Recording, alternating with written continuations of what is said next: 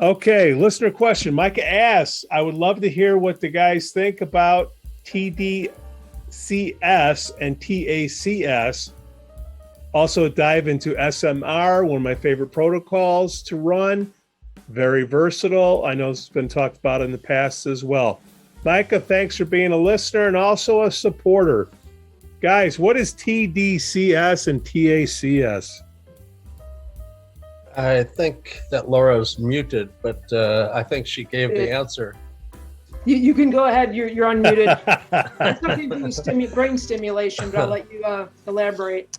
Transcranial direct current stimulation is literally passing a current in a single polarity through the brain, and it excites or inhibits the basal membrane, which allows the cortex to be either more or less active. If you put the plus electrode on top of a cortical area, you increase the electronegativity of the basal membrane, and that activates the brain. If with the minus there, you deactivate that brain area. Quite often, you can only put one of the polarities on the head, the other one has to go on the shoulder, but both of the electrodes have to be on the human, otherwise it doesn't make a circuit, it won't pass any current at all. It's an old approach. Pliny the Elder used torpedo fish, an electric eel, to therapeutically treat migraine and epilepsy.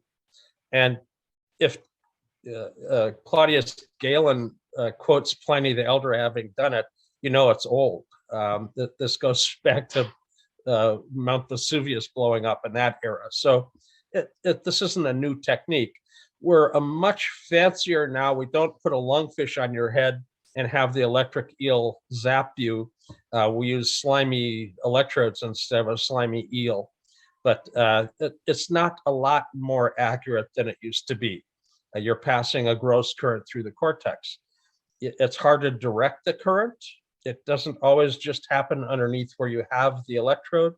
If you intend to treat the anterior cingulate, which is deep, you can't just put an electrode on the surface and expect the current to find its way down.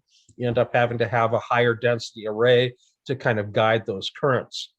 But simple DC stim is a very powerful approach if you use it accurately and don't overdo it.